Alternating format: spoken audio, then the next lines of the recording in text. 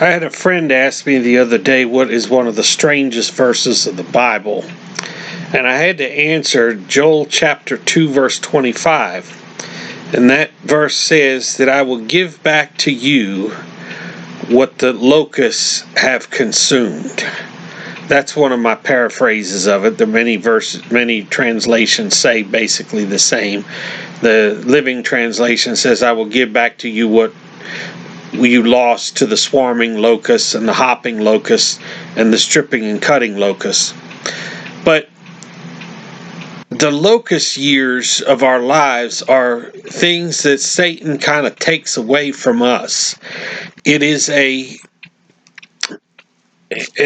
time basically that the Bible describes as wasted years, where we have basically wasted our lives, like locusts that eat plants that have come in and destroyed things and cut and have done things. And over in the book of Joel, God pleads with the nation of Israel, please come back to me. Please come back. Give me your heart. Come to me with fasting and weeping and mourning. I'll restore everything to you.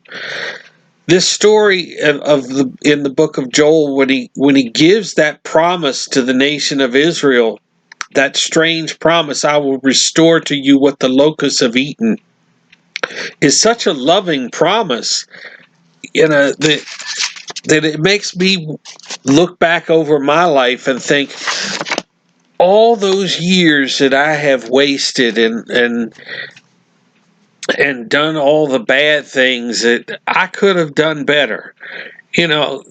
All those years that I could have lived for God that I never did. But those years were never really wasted.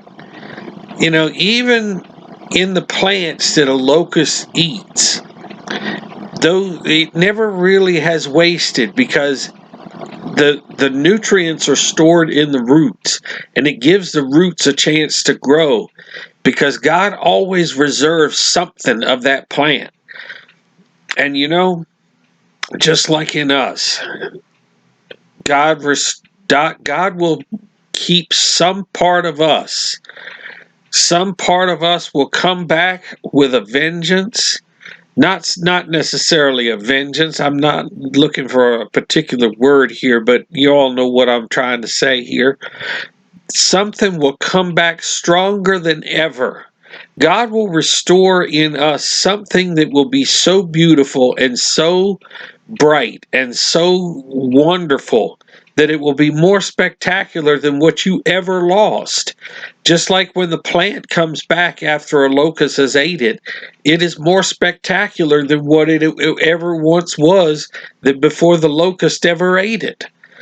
So what I'm trying to say to you is, don't give up hope and don't worry over what you lost, over all those years that you have kind of wasted, or what you've felt like you have wasted. Turn those years over to God.